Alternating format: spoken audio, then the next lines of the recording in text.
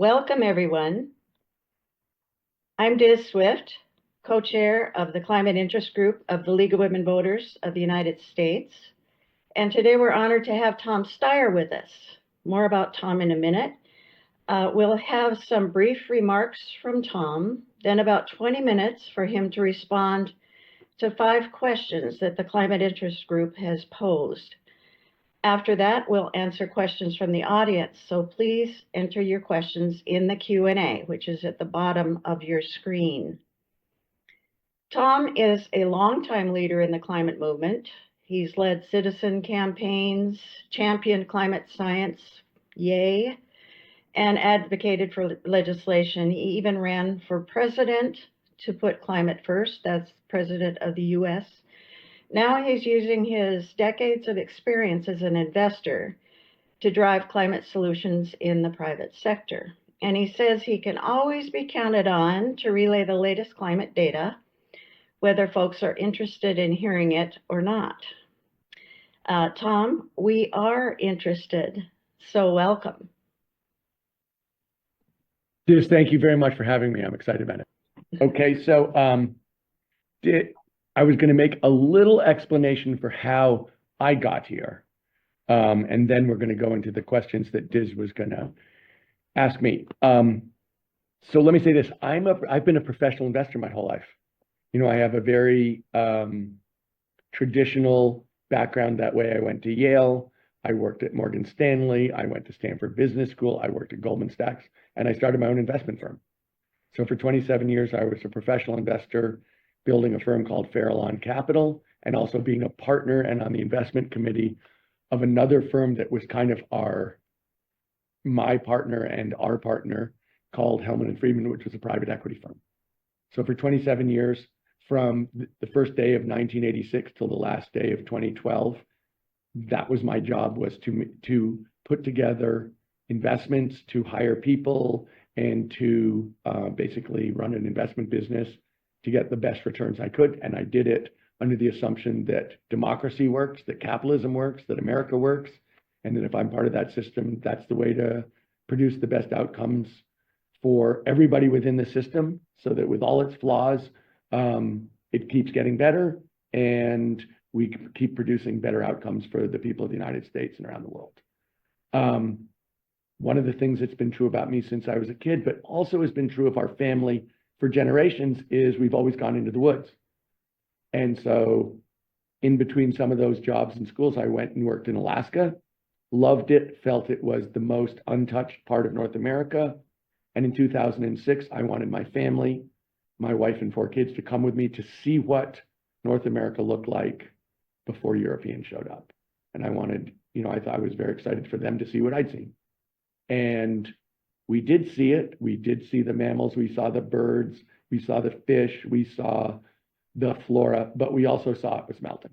And it was incredibly obvious that this absolutely massive event was taking place that I'd heard about but never seen. So we all went back home to California, and we sat around the kitchen table and we said, is this something we can work on together? And we all decided yes. And so we did a whole bunch of things to try and, work on it in terms of sponsoring research, trying to commercialize some of that research, pushing back on policy, doing all the things we could think of to try and get the United States to make a positive climate response, because we felt it was such a great opportunity for the country, that it was a great opportunity from a technology standpoint, financial standpoint, world leadership standpoint, and also, the right thing for us all to do. And that's what America does, is solve the big questions. And at the end of 2012, having done that for 5 or 6 years, I left those 2 jobs in the private sector to say, look, I have the ability, because I've made and saved some money, to go push on this full time and try and make sure that as a country we do this. And so I did a whole bunch of things as an advocate on climate, including starting organizations, running propositions, trying to prove that it is the best business decision, the best decision in every way for the country. And at the end of 2020, so at the beginning of 2021, after Joe Biden had been elected president, I basically felt like the argument in the United States is over. It's execution time. And I started a investment business to try and bring my decades of being a professional investor to bear just on the climate problem, to do it from the standpoint of making money, because profitable businesses scale. And if you want to impact a global problem, you've really got to either scale because you're profitable or scale through the government. Those are the two things that, in my mind, can really reach that big a problem. I think last year I wrote a book to kind of push that philosophy called Cheaper, Faster, Better: How We Win the Climate War, saying that at this point, the conversation, there really isn't another side to this conversation about climate. You might not believe that reading the papers in the United States or watching the TV, but there really isn't another side. It's really about who's going to win in the marketplace. And it's really important to know that that's a place where we not only can win, but where we are winning and where it's inevitable that we will win. So I know we're going to talk about that, Diz, but that's how I got to where I am, kind of in a nutshell. And I'm optimistic because I am in the marketplace every day, looking at costs, looking at the quality of products, looking at who's buying what, who's not buying what, and kind of projecting out as a multiple decade professional investor, looking at what's likely to happen.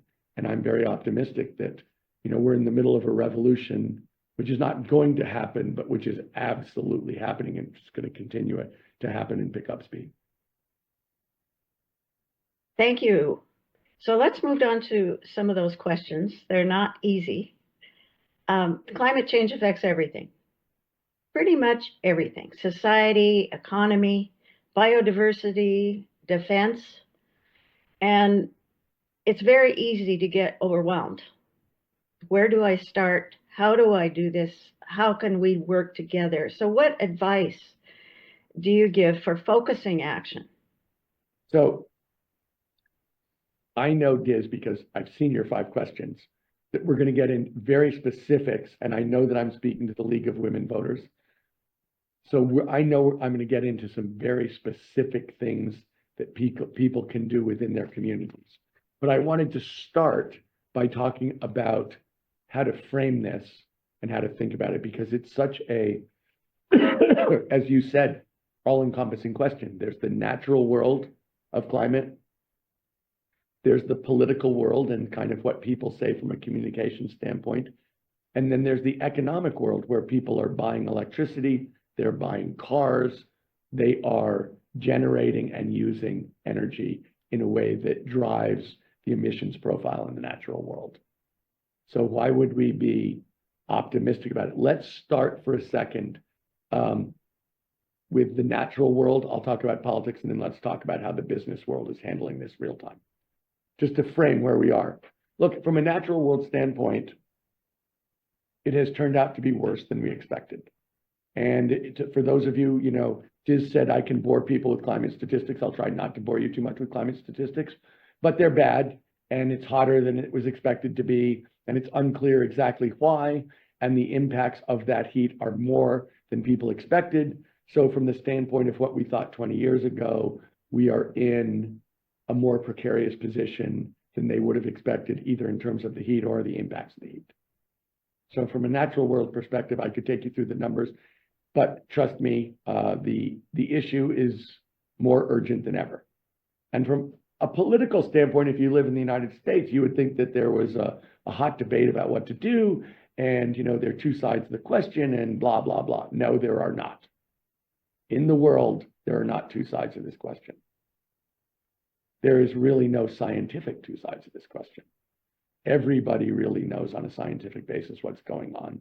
And on a policy basis, the United States is going to a place that is dramatically different from everyone else in the world. And that includes the people in the Persian Gulf. So the idea that somehow we represent our political discourse represents anything that is mirrored in any other continent of the world is not true.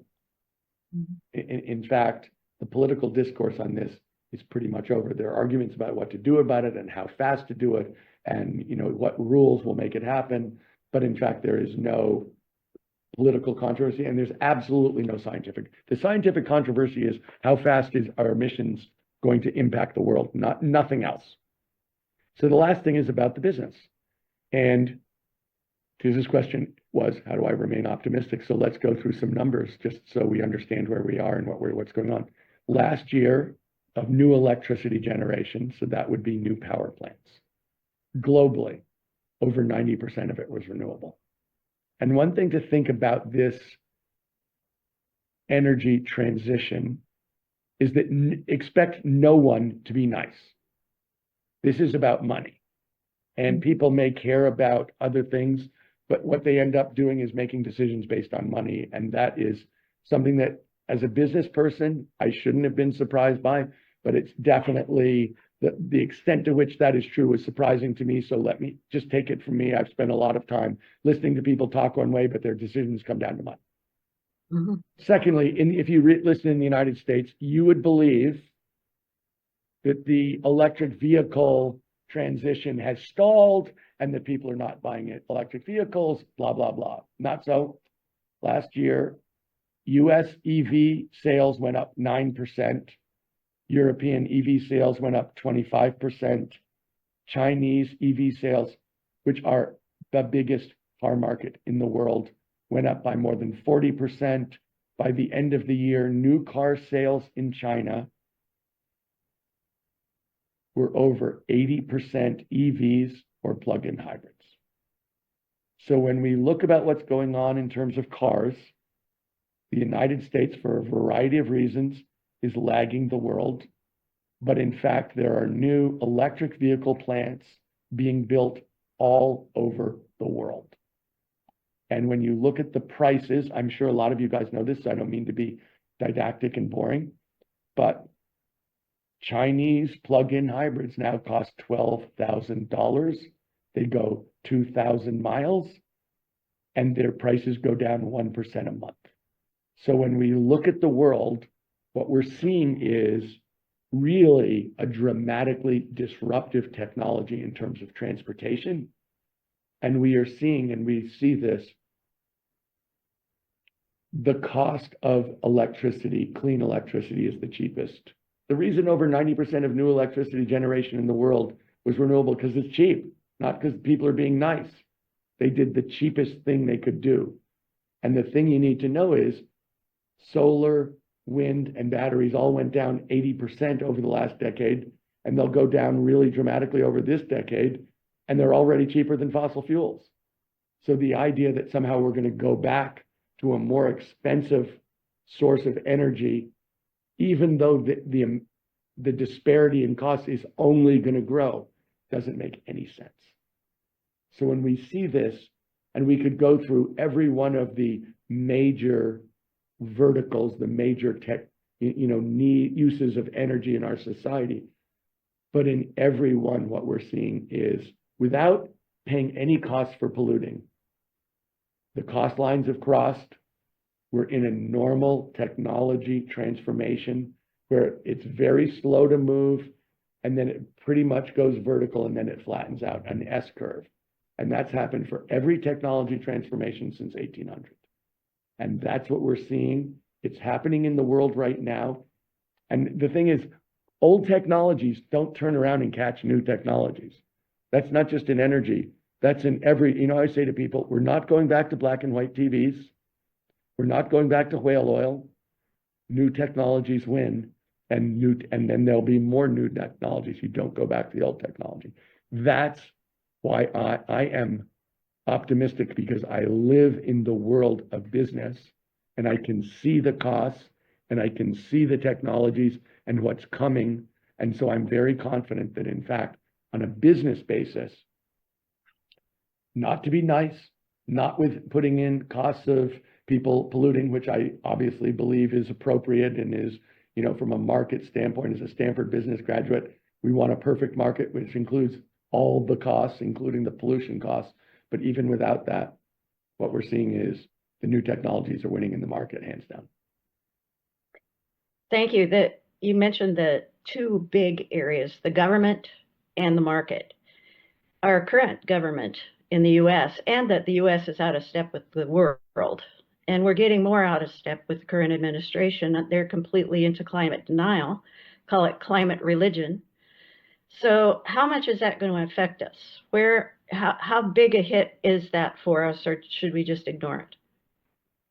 Well, I don't think we should ignore it, because I think that for the United States to do what I've always wanted us to do, which is to lead from a technology basis and a finance basis, but also from a, international leadership basis, we need to be at the head of the pack. And denying the truth is not the head of the pack. Having said that, there, to a very large extent, people are not paying the cost of their pollution anyway.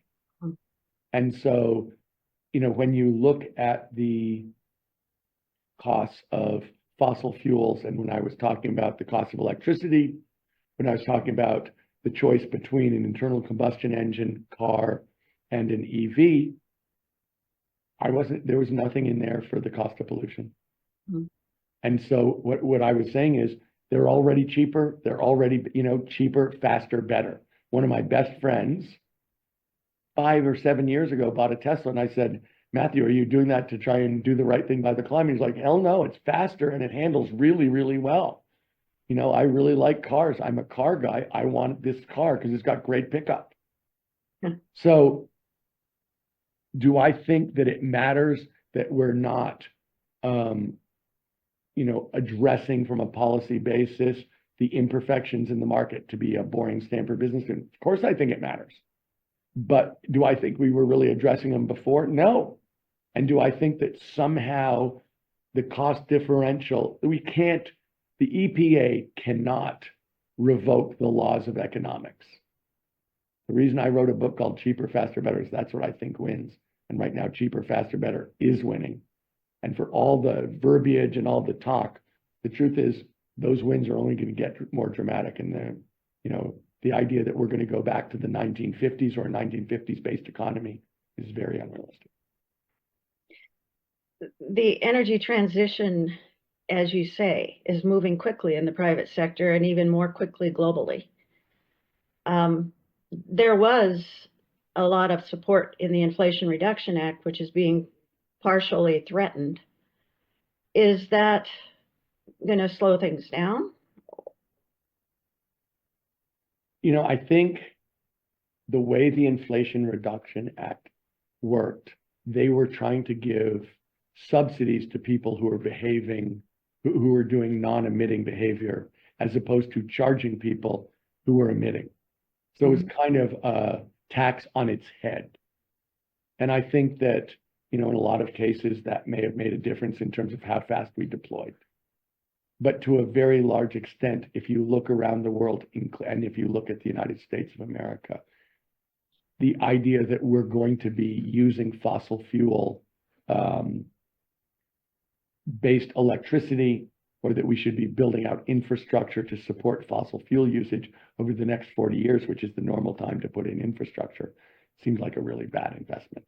So I think regardless of what people say now, the idea that we're going to undo what was in the Inflation Reduction Act, or that, somehow that's going to change the economics for business people, I don't think that's true. I think what is happening is people are less sure of what to do. Mm-hmm. That may slow down investment altogether, but I think the idea of building unprofitable infrastructure is not in the interest of anybody who's putting up the money. Is nuclear power necessary to provide sufficient energy for the new world that we're going toward? So I'm going to give you a slightly wonky answer, I think, Tiz, to that. So let me talk about why nuclear matters at all.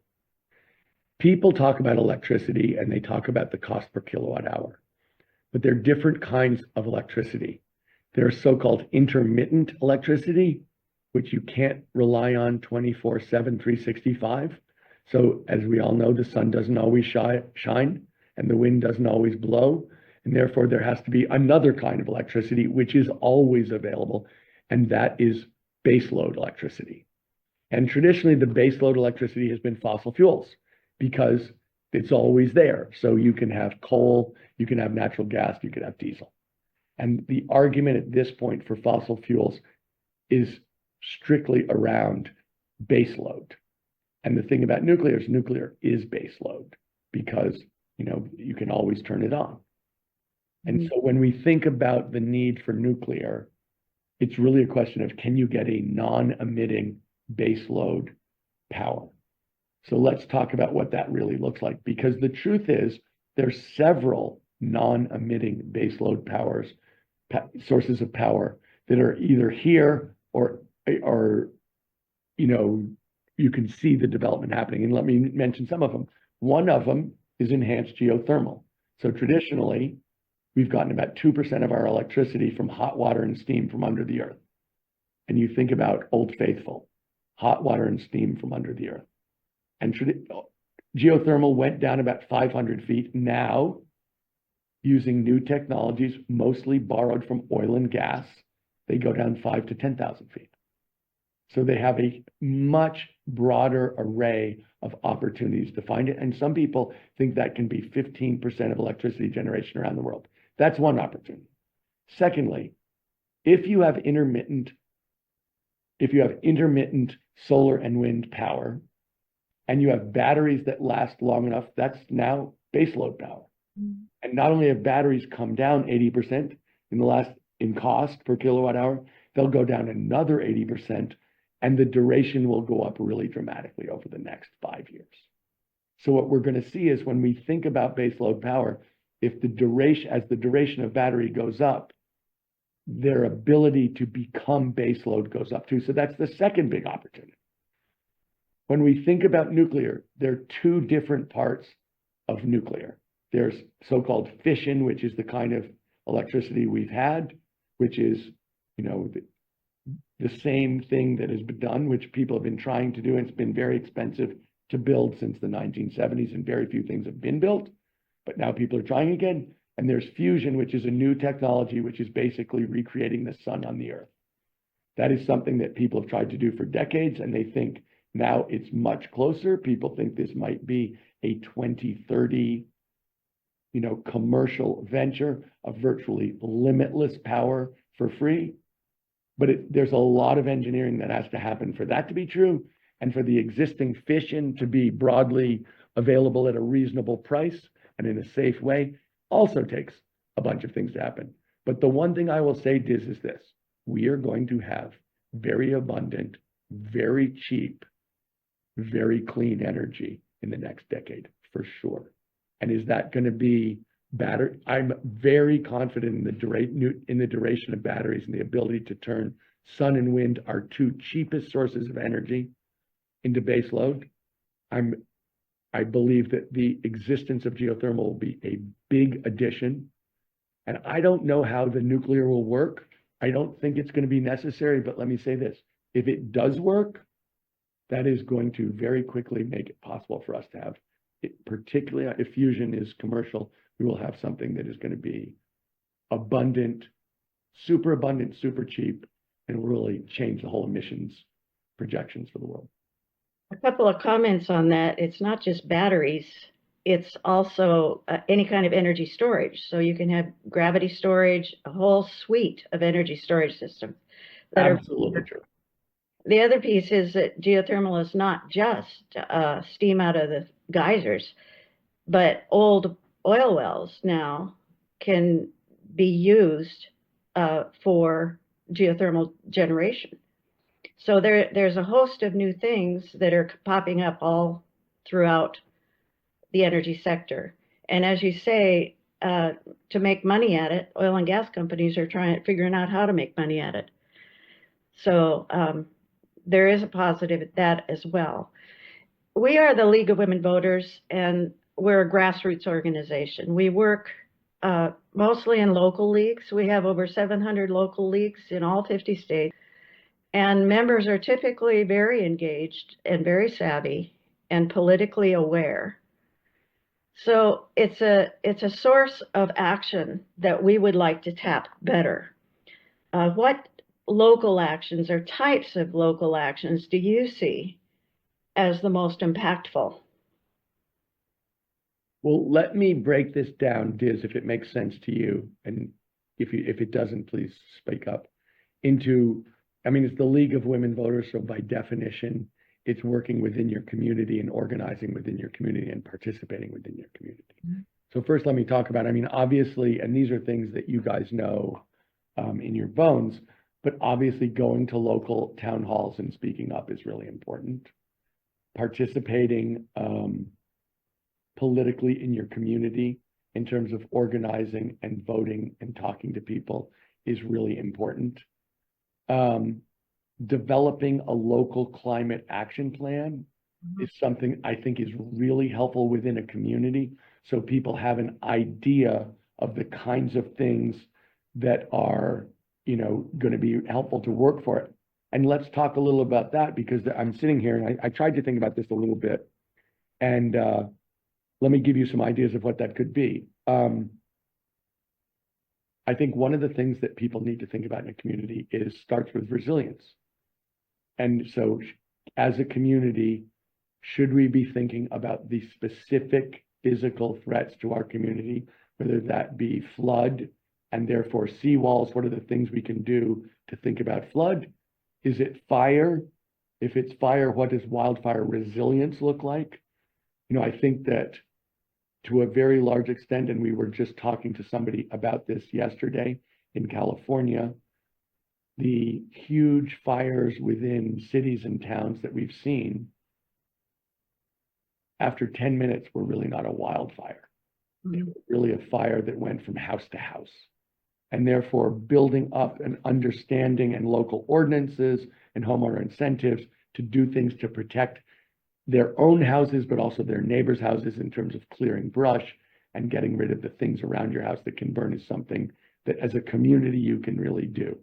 And I believe that, in everyone doing a study, which is pretty easy to do, in terms of what the threats are, and then thinking about what some of the actions are, is something that would look like developing a local climate action plan. I think the other things that people can think about is, is there a necessity for to think about local clean energy access? Is that something that can be done so that the community can actually clean itself up in terms of its emissions? Do you need a community resilience fund, a climate resilience fund, to start thinking about how to take these actions? Should there be a local climate corps or work? Are there things that as a community you can do to act on the action plan, to take actions within the community to make it safer and more resilient? So I think there's a lot to be done, but I also think that this is the League of Women Voters. The real way normally in society that we change our society is by putting people in whose full-time job is to take care of these things. And I think that is something which, I think we all have to do, and we have to think about it.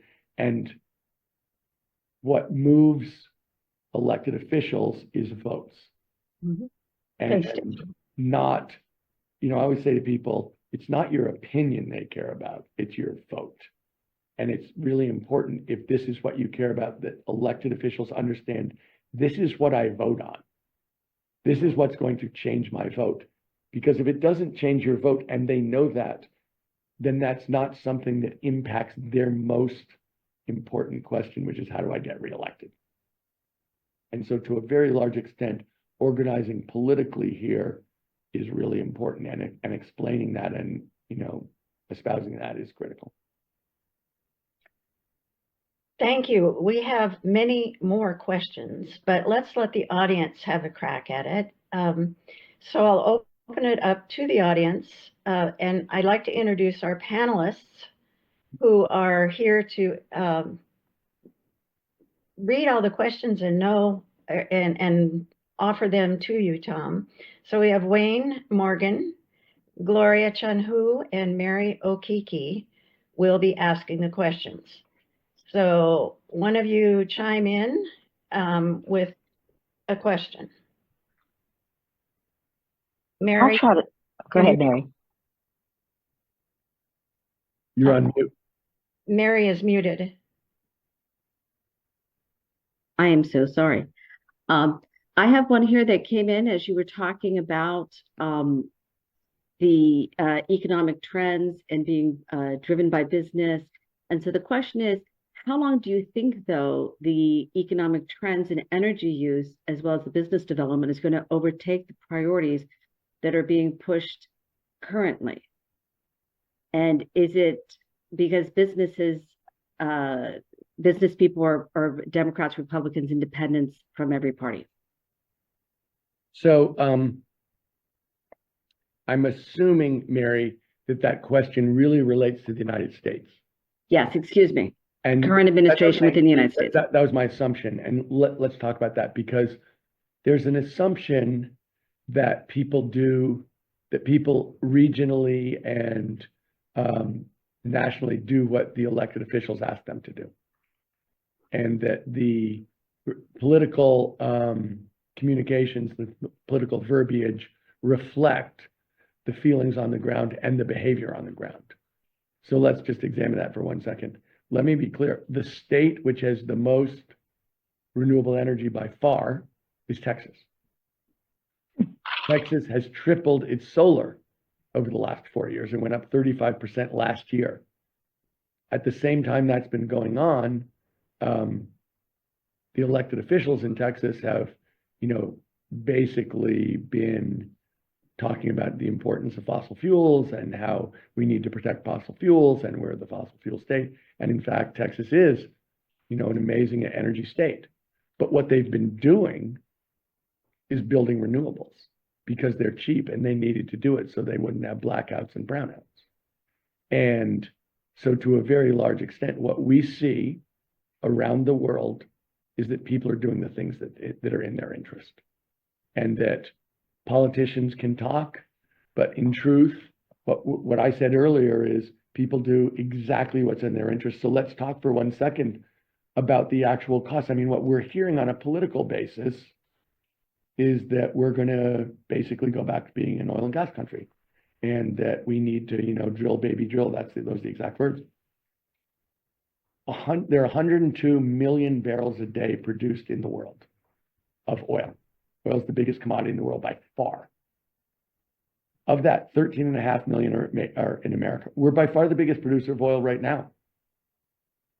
I think that if we did everything that people are pushing for in the administration, we'd go to 14 million barrels a day. And at the same time, if you look at the demand for oil, the demand for oil is 60% transportation, is cars. So if you look around the world, look, just because one of us buys a plug-in hybrid today, it doesn't mean that, all of a sudden the demand for oil goes down unless someone stops driving an internal combustion engine car so they never go back to the gas station. That is happening, but it's not like if 90% of the new cars are EVs, that 90% of the cars are EVs. That's the new cars. So there is a time over which the new cars have to replace the old cars. And so how long is it going to take to overcome is really a question, honestly, about how long does it take to retire the existing stock of internal combustion engines, of plants, and other facilities that require fossil fuels. And that has happened slower than people have expected. But in terms of what's going on the ground, including in places where people are talking all the time about the need for fossil fuels, actually what people are doing is buying the cheapest, best alternative. And that's what they're going to do. And that's what the whole point about economics is, you do what's in your interest. And that's what people are doing. It's also true that the subsidy for fossil fuels is not paying the cost of their pollution. But by and large, they're not paying the cost of their pollution right now. And so if they did, would that hasten the transition? Yes, the transition's happening just about, pretty fast anyway. Tom, we've got several questions because you're person who understands the market and financing. So there are questions about investment, and I'm going to kind of put several of them together. So the big question is from someone, Dawn Garcia, I think, said, I have been investing since the 90s in ESG, socially good funds, particularly with Calvert, but sometimes I've just learned that sometimes they're not really that green. How do we invest as an individual investor responsibly in this case that you support clean energy? And another related question is from Robin in Oregon. She said, Oregon has a clean energy fund, 1% tax on large corporations, and this was passed by on the ballot box. So how do we fund local climate action and activities like this? And these were two suggestions.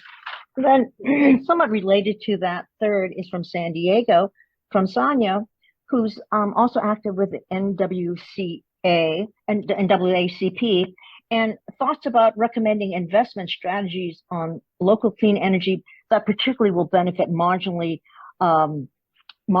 communities and neighborhoods, and or investing in legal groups and nonprofits that defend such organizations that work on clean energy. So how do we put our money to work? So I'm going to try and I tried to write those down, and let me see if I can address them in turn. When we think about investing in the area of the energy transition, the simplest way to break it down is there is the do no harm version, where you basically say we won't invest in the following things. And that would, these companies are ones which don't fit the idea, our vision of how the world should progress.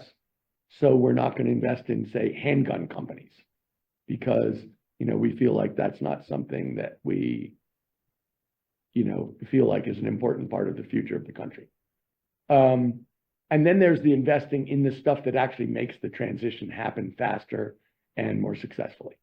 And that would be investing in the companies that are leading the transition. So those are two from my standpoint, where I believe this transition is happening, is going to happen. It's going to happen faster and stronger than people understand. I believe it is happening. And therefore, I'm a believer from both an economic standpoint and every other standpoint. The thing to do is invest in companies that are leading this transition, because they're going to do better than most people in this country understand and most investors think. So that's one thing. Local climate action, how are we going to fund it? Local climate action, to the extent that it's about resilience, is, look, we are in a tough spot because we are now seeing the cost of climate change brought home to families and communities. And as somebody who lives in California, I don't live in Southern California, I don't live in Pacific Palisades, I don't live in Altadena, but those are communities that were devastated. And the way that I think about this, people always talk, there's a terrible fear in American politics of a tax, a new tax, a carbon tax. That would be a terrible thing. Okay, let's be clear. There is a carbon tax. The people paying the carbon tax are the people who own homes in Pacific Palisades. There are people who own homes in Asheville, North Carolina. They're the people who own homes or who live in the communities that are devastated by the impacts of climate change. They are paying a tax. They have done nothing to deserve it. It's pretty random. It's totally unfair, but they are paying a tax. And so when we think about what is the right way to pay the tax, is really for the society to figure out where the cause is coming from and to raise the tax money from the people who are getting the benefit from selling the products that are causing the problem. And so that the whole point here is, okay, why is someone who lives in Asheville, North Carolina, going to lose their house for nothing they ever did, for nothing they ever expected, as a result of a dramatic change in our weather and climate, as a result of actions that people have taken that they knew were going to cause that problem? So when you think about it, it's like, okay, this is not a hard problem intellectually. It's a very hard problem politically. And it's one that our society has been unwilling to face. And, you know, I'm talking to the League of Women Voters. This is a voting problem. This is a salience problem. It's not like people don't agree, but it's got to be that won't change when people vote on it. And people understand that if they don't make it change, it won't change. That's where we are in terms of local climate action, how fund. And because otherwise what will happen is it'll just be general taxes for everybody. We will privatize the income and socialize the cost. And, you know, that good work if you can get it, I guess. And the last one is really a question I thought, Gloria, about environmental justice. How are we going to make sure that this works in a way that is just within our society? And let's take a step back, because the rule in climate, the rule in health around toxicity in general, is the less you've done to cause the problem, the more you're going to suffer. And that's true globally. You know, globally, the global north has done the emissions. The greatest pain and suffering and health issues and danger to life is in the global south. And so, and if you look within the United States, traditionally the toxicity in poor communities and frontline communities has been much higher than in richer communities who can afford not to live near a coal plant or can afford not to live near a chemical plant. And so to a large extent, there's been, for a whole bunch of reasons, there has been disproportionate toxicity in poor communities, and that meant lower life expectancy, cancer clusters, asthma, all the things that come with it. And so when we think about how that happens, you know, it's incumbent on us as a society to prevent that.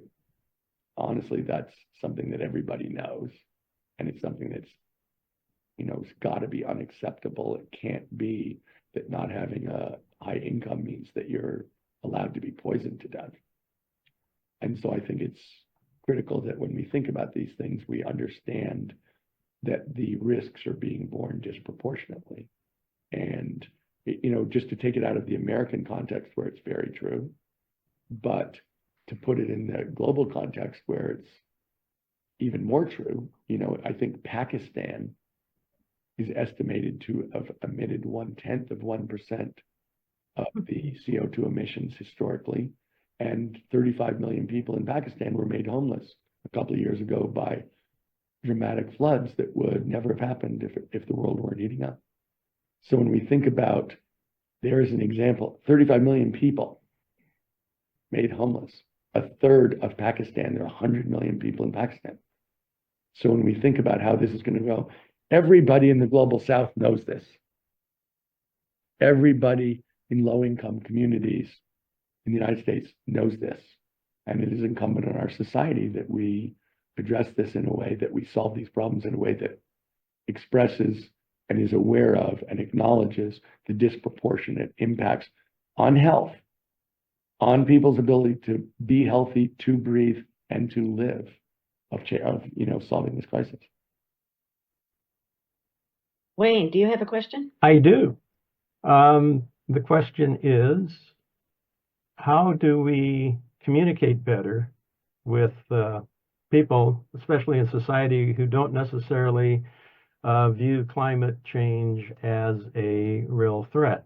How can we, you mentioned frames before, how can we frame the conversation effectively? So, Wayne, I'm glad you asked that question. I'm glad you picked that question because it's a critical one. And it's hard to believe that in a situation where I think we have all the data on our side, and I think all of the, you know, foresight on our side, it seems like we're losing. It's hard to do. So let me say this.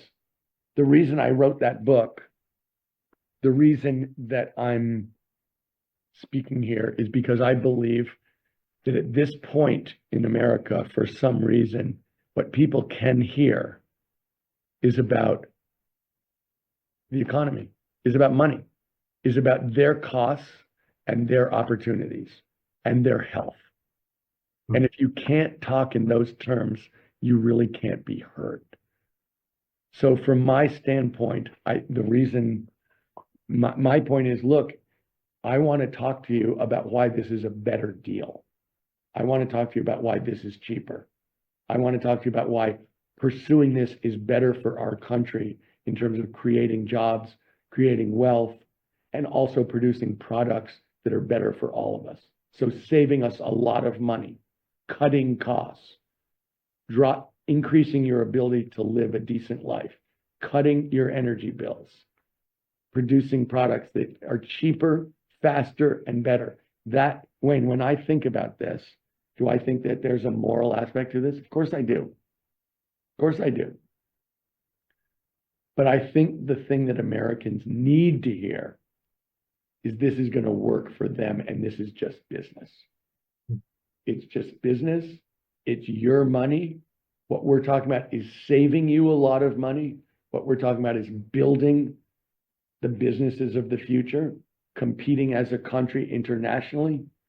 That's what I think people need to hear. Dropping inflation, growing employment. And not doing it, to be fair, is a gigantic miss for our country. Because if you look since 1800, the countries that have led the business revolutions, the industrial revolutions, have been the leading countries in the world.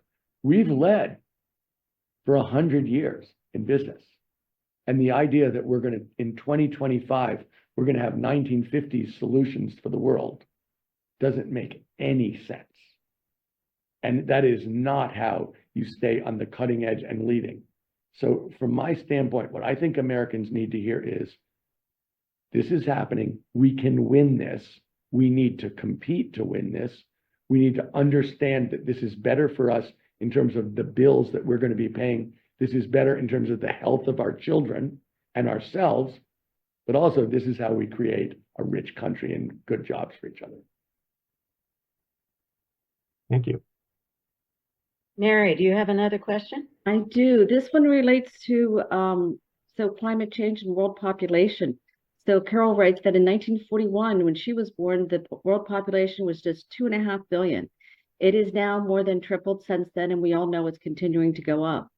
So how does an increasing world population affect tackling climate change, including the power, the food, and the housing, since that all feeds into climate change? So that is, of course, a great question. Let me say this. Climate change is only part of the damage we're doing to the natural world. It happens to be one that seems to be at the front end of the wedge.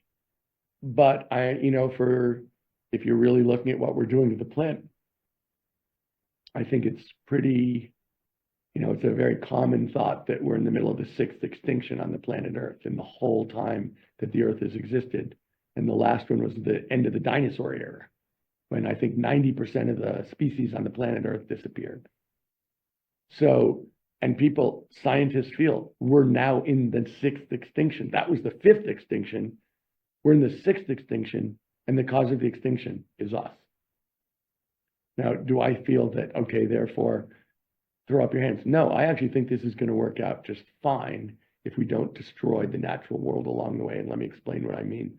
If you look at demographic trends around the world, every place that's post-industrial has a declining population, not just a declining population growth rate, a declining population. And that goes across continents, across every different kind of people. That's not a European thing or an American thing. That is across all the continents, that when you get to that level of income, people start having much, much smaller families.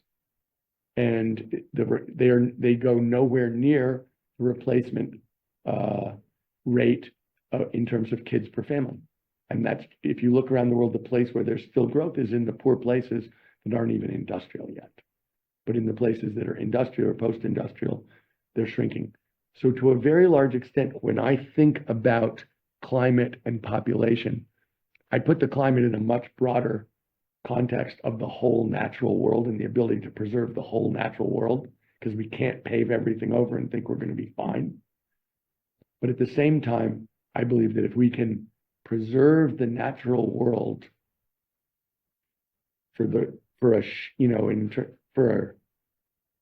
enough time to get climate under control, to watch the population start to naturally, through people's personal decision making, to shrink, then I believe we'll end up in a world that's better than anyone can imagine.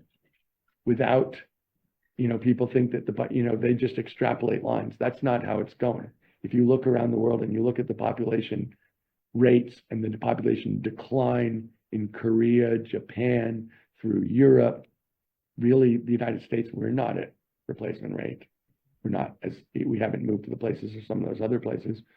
But to a very large extent, I believe that if we can get to a post-industrial world, that is a world where the population will decrease, and will decrease much faster than people understand, so that to the extent that human beings are putting a tax on the planet Earth and the natural world, that will take care of itself as long as we do a good job in the interim. And at that point, I think we'll have so many great health changes, educational changes, our ability to live a really productive and happy life will be almost unimaginable for people now, just the way we live now would have been unimaginable for people in 1950 or 1850 or 1750. Gloria, do you have another question? Yes, Tom, you've been quoted as saying this statement. I deny it, Gloria. Whatever it is. It's privatize the income and socialize the costs. Would you expand upon that, what that means and how that might work? Well, I would deny it if I hadn't said it just a couple of minutes ago. Look, what's been going on to a large, and no one set out to do this. Let's be fair. When people were developing the fossil fuel industries, they were doing it because energy is incredibly highly correlated with the standard of living of a country or a people. And so people were absolutely demanding energy, and they were supplying it at a cheaper rate than anybody else could. And if you look at what that did to the lifestyles of people in the places where they had access to that energy, as the energy use went up, the lifestyle use went up. The people's ability to make and spend money went up absolutely the same rate. What happened was, it turned out there was a cost to producing that fossil fuel energy that no one knew about, that no one, did anything wrong. It just turned out it was there. And by the time you're making that much money, you don't really feel like giving it up in order to pay, a tax on something that you didn't know you were doing wrong in the first place. And so what's basically happened is when I was saying, look, the people in Altadena and Pacific Palisades paid the pollution tax by losing their house. And losing your house is, of course, economically, it's also emotionally terrible. It's also terrible from a health standpoint. It's really terrible. And but there is a real cost to that pollution because it's having real impacts in the real world. And, basically those costs are being borne socially, and the money is being made by private companies and by countries that own big reserves of fossil fuels. And so if you think about how much is being socialized, about 3/4 of the emissions come from fossil fuels, which is about 30 billion tons of CO2, roughly. And, you can put whatever price you want to put on that. The US government put a very high price on it. The different markets of the world range from somewhere between roughly $30 to $100 a ton. And so, that's somewhere between, that is a ton of money. At $100 a ton, that's $3 trillion of free money. Who doesn't want $3 trillion of free money? So that's an estimate of the cost to the people of the world of that pollution that is being socialized. And, ultimately, that is a cost which will go up because as we go forward, the impacts are cumulative. And it's not like if emissions go down by 50%, the impact goes down by 50%. It just means the growth goes up. The pain grows at a slower rate. So to a very large extent, that's the difference between socializing and privatizing. One quick Okay. question from Wayne. Yes. Can you comment on the carbon capture projects and hydrogen, what role that might have in the future? So I think I can give you an opinion on hydrogen, Wayne, but I can give you a better, more granular reaction in terms of carbon capture. Hmm. And of the 6 big verticals in terms of climate response, they are electricity, transportation, manufacturing, the built environment, buildings, agriculture, that's 5, and sequestration. And sequestration, the way I think about it, I break it down into 2 big categories. One is mechanical sequestration, so what they call direct air capture, carbon capture and sequestration, basically done from the air by big mechanical things, stuck into a pipeline and sent to a exhausted oil field or a big underground cavern to basically be sealed in and hopefully left forever. That's direct air capture. That is something that basically big oil and gas companies have been pursuing and trying to see how far they can take that. And the other kind of sequestration is what I would describe as natural world sequestration, where people are using various means to really through photosynthesis, enhanced rock weathering, something that basically takes it out of the sky and sticks it in the ground in the form of some natural process. And I'll give you the issues with both of them, and then I'll give you my guess on how this works out. I mean, the issues with direct air capture is super expensive. If you talk to the people running those companies who are spending a lot of their money, but a lot of the government's money on this too, on a per ton basis, I think that people think it's somewhere around $600 a ton. And the way to think about the cost per ton is $600 a ton is $6 per gallon of gas. $100 a ton is $1 per gallon of gas, just to put it into context. They think that they can take that 600 and move it down really dramatically, and they can scale it. And that's something that they say publicly, and there are a bunch of people who run those companies who are basically pursuing those experiments, in my mind. And then there are a bunch of people outside the oil and gas business who are also pursuing direct air capture in various ways. In the natural world, the numbers are much, much, much, much cheaper. But the quality of the sequestration is perceived to be much worse. So when you think about sequestration, you want it to be permanent. You want it to be additional in the sense that if you didn't do it, it wouldn't happen. And you don't want there to be a lot of leakage. So if you do it and then if you grow a tree and the tree burns down, it's not a lot of help. There's a lot of leakage. So, okay, so those are the 2 things. How do I think about it? Look, I believe in natural world sequestration. I believe that it can happen at huge scale. I believe it's a question of measurement and verification. I believe that those are things that we know how to do, and I'm seeing that happen real time. And AI is an absolutely critical means for making that happen much faster, much cheaper, much more accurately. So I believe that the measurement issue here is one that we are going to solve or have solved. And so then the question will be, okay, you're going to be able to measure exactly how much sequestration there was. And I think that they're talking about such a different cost basis.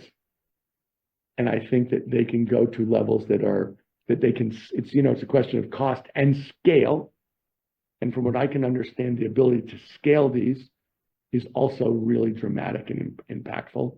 So I'm someone who believes you can get a really cheap, scaled way of doing something you can measure quite accurately and directly And so I believe that that's the way that we as a world can do this. And there are a lot of side effects to that, and they're mostly good. And I think direct air capture, it's very hard to do. And you have to believe in some engineering breakthroughs that both from a cost basis and a scale basis are very hard for me to believe. And so if you ask me if I were, if this were a horse race and I had to put $2 on the nose of one of the horses, I know which one I'd do. Thank you, Tom. Unfortunately, we are out of time. Oh my God, we are. Yeah, and I, speaking for myself, have enjoyed it very much, learned a lot. There's so much more to talk about, but we only have an hour. So I would like to talk a little bit about the Climate Interest Group. Mary, could you share your screen?